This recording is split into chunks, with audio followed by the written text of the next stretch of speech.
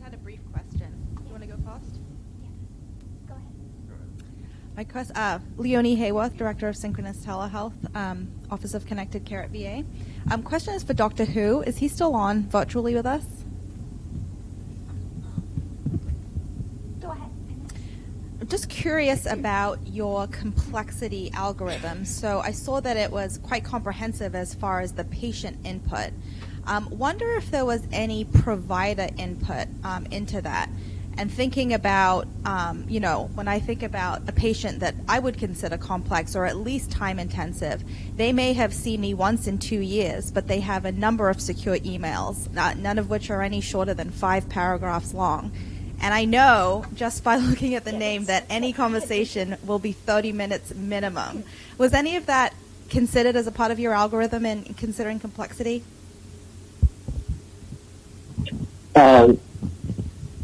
My brain's getting confused because there's a delay in the real time video. But the complexity is based on the physician input, on the provider input, and then certainly I think what we try to model is the dynamic between a particular provider and a particular prototype of patient, if such a thing exists. And then so what we will ask is for a provider to sit down, go over the previous a few months patients and then say, was that a complex case? Just rank them in terms of complexity. And then we also have documented prospectively, as we were doing this process, the amount of time each case took. And then so there was significant provider input. And then I think the goal here, and I think that the theme I mentioned earlier was that there has to be a continuous process between the provider and the engineering folks. One challenge, of course, is that the providers, we don't have time to do this beyond the clinical schedule. So if this is to be implemented effectively, I would highly recommend a protected time slot for the provider to go over these issues with the implementation team. And then were the medical records flagged for complexity? Was that a button that appeared for flagging and then the scheduler could view it easily? No. So the complexity score in the design is for the complexity score to go directly into scheduling, so that we can bypass the scheduler looking at a complexity score and trying to do the math in terms of a manual optimization. I guess in the old days, that's what a very effective scheduling person would do, like in the scheduling secretary. They would know the cases and understand what would take longer, what would take less time. And then our goal was to replicate that using an algorithm and perhaps even doing a better job at it. So right now the complexity score does not show up anywhere for the scheduler. So to answer your question, the algorithms that we build can intake all the information that you have. So that's a very general purpose machine learning tool. Thank you. So 2 things. One very quick. Dr. Wang, I think you said this, and I just want to make sure that my interpretation was correct, that the scheduling system that you set up for research does not have a direct nexus with the scheduling system for the rest of patient care at Columbia, that this is superimposed upon it. Yeah, so the scheduling system impact talk directly to our research participant management system called WebCamp. It has all the patient medical records number, the provider information. So it's like a protected health information. However, we don't have access to our New York Presbyterian Hospital EHR system because we have complex inpatient, outpatient, and also they have their priorities. So that's why our impact can talk to participant management system WebCamp, but not to the NYP scheduling system. Right. And I think there's potentially implications here for VA. As you know, VA is a very large research organization and has hundreds of studies going on at any time, and how these things get connected is something that'll have to be worked on in the future. But the other question I guess I would pose for the panel in the aggregate, and Seth made some recommendations as he was concluding his comments, but I wonder if the rest of the panel, and I say this because I expect that many of the people in the audience might think great ideas, interesting, nice experience, but how do you execute? How do you actualize the stuff that's being talked about? So I'm wondering if you would reflect for a moment on the one or two or three key recommendations or key action items or approaches. Action items is probably not a good word to use for the VA. But how you would actually bring about and execute, for lack of a better term, some of what you were thinking about, and also within the context of a system that's as large and complicated as is VA, and not to dismiss it all, but implementing it in a legal clinic is one thing. Implementing it in 1,700 sites of care, or whatever the number is these days, is kind of orders of magnitude more complicated. So I wonder if each of the panel members might comment on how you actually execute all these good ideas you have. Maybe I can start.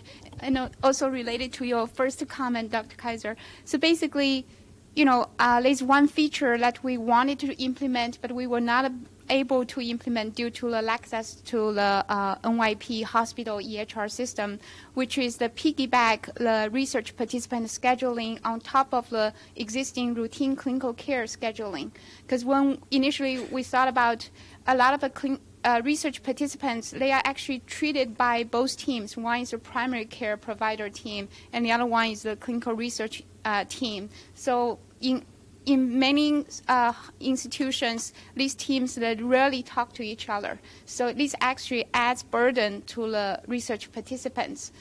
So we thought it would be really nice if the EHR system directly talk to the scheduling, research scheduling system, then you can actually leverage the existing routine care and then add research visits. So for example, you don't have to drag the patients from 20 miles or 30 miles away just for research visit. You can just piggyback the research visit on existing annual checkup and these kind of things. So that's why I think it's really important to kind of engage the hospital IT to make sure when you optimize the scheduling system and then give all this learning health system and then integration of research and patient care in mind, and then you can actually save a lot of, make it convenient for the patients. So that's one. So that's actually, it's interesting. It touched upon the care coordination, right? It's when patients come in, you can take advantage of that. So we have implemented in about several dozen hospitals in some of the systems. So what I think the experience I have is that we usually try to roll it out in stages. And I think competition is a good thing. So we chose one site and one division in the hospital and roll out the system. It worked so well that the other division was really jealous and say, how come you guys did so well? And then nobody showed us what to do. And then you truly get them participate. I think VA, we tested it in some of the sites and they work beautifully. They roll out really nicely in some of the systems redesigned. So my feeling is that if you get the incentive that they feel they could actually do well and they are competing much better than the other side, they really get that incentive. So I think we have some of those experience. And then Seth.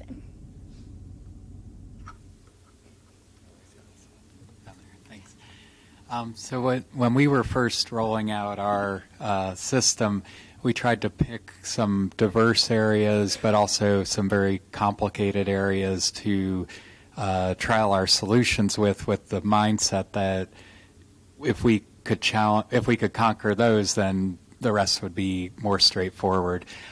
I don't know that I would recommend that entirely, but I think that I think having at least one complicated area that can be, the lessons can be learned from might be helpful in an initial rollout and pilot, if that's possible. William, you have something to say? Yeah, so I think I would have probably two things that to say. One is that regardless of which area you decide to implement it first, according to EVA's proposed stage-wise implementation, there needs to be some flexibility built into the process, because and I think it's one thing to design a system in vacuum, it's another to try to execute it. And there will be obstacles, there will be room for opportunities. And I think flexibility is key. And the other thing I would add is that very often we hear at least feedback from the individual providers, well, that's not how we do things. That's not how I do things. And again, what I proposed earlier in terms of dedicated time for the implementation team to understand what the current practice is and it is important. And I think if you go in and say this is the system and we can be flexible in retrospect, it probably doesn't create as much buy-in as if you go in and wanted to learn the process first and then seeing where some of the low-hanging fruits are to implement a change. I think that will probably increase the likelihood of success. And if I can add another thing, the key here, I think, if you want to, no matter how ambitious the final product will be, it is very important at the beginning probably to design a process to get there in stages that are as slow as possible so that people can adapt. And the first stage would be to introduce to people, maybe not to change any process, but to show some more information so that they get to know the new metrics that they will be dealing with, the new measures, the new terms. In my case, for instance, you could show to the scheduler when they're about to schedule an appointment how much the probability of a long overtime increases between, like just to show it. In William's case, the first stage of the process would be to have people familiar with terms of complexity, medium, high, and low. So somewhere in the system, the first step should be to show when a case is complex and when it's not, so that the schedulers and the people that are not provider understand these terms. And then the second stage is actually to automate these things. And when everyone is familiar with the new metrics, the new terms, that's I think, very important for the adoption. So I think Don is going to close this with his comments. Oh, yeah. Well, it's something very different, as you might imagine. But I'm concerned about your question and the responses in that I want to make sure it's generalizable, can roll out to all situations, not just research or neurology, but for primary care or geriatrics or whatever. And three things occur to me. What's complex to the provider, a term I hate, is not necessarily what's in the patient's head. And a lot of efforts... You're killing me. It's all her fault. Oh, sorry, me time, everyone. I don't know how to stop it from doing that. So I know HRQ and others are putting a lot of effort into getting patients to think about what it is they want to talk about. And I'm wondering how, without a 25-page questionnaire, you can find out how much time they think they need. Secondly, obviously, maybe if you have a neurological problem or multiple sclerosis, you need to see the physician, but most often you don't. And so I'm wondering what the prompts are in the system to make sure that the person who can best take care of the problem is the person who actually talks to the patient, whether you have some data in the system that says this is a patient who will be happy with telehealth or a group visit as opposed to coming in. We also have to remember that in general populations, patients rapidly go in and out of complexity. I think the data are very clear with elders and so forth, that they may be really complex for a month and then they're not complex for the rest of the year. So I think your algorithm and your machine learning is going to work for a certain segment or a certain population, but for generalizability, I think you have to bring in some of these other elements for it to be patient and family friendly. This is great, because tomorrow you will know that the machine learning is actually real time. It predicts every time at the request. So I would like to have you make the last comment. Thank you very much. My name is Lisa Arfons. I'm a medical oncologist in Cleveland, and I also work for Dr. Kirsch in the Office of Veteran Access to Care.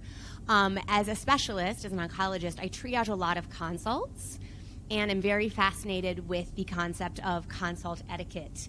And what I wonder from Dr. Hugh in your work looking at complexity is, can we use the complexity to then design a better consult and a better consult request that can then make it easier for a referring provider to be respectful of their time to say, this is what, as a neurologist, I would like from you. And then as the person triaging the consult, as the specialist, to understand before the patient comes and without doing a lot of work outside of clinic time and things like that, if then you can have a better sense proactively as to how complex the patient is going to be when you first look at the patient's record through that consult. Thank you. William. I'm going to need Eva to repeat I think I heard 80% of it, but I want to make sure I didn't miss 20%. So is the question, how does the referring physician provide input to the specialist? It's that, but it's also, can you use the data with the complexity that you're learning to then create a better consult that is more respectful of the referring provider's time, the specialist's time, and ultimately the patient's care? Yeah. So I can simplify in saying that's good medicine, right? To understand what the referring physician is looking for and how to maximize the use of the limited amount of time with the patient. And in reality, we assume a lot of things about why a person is there.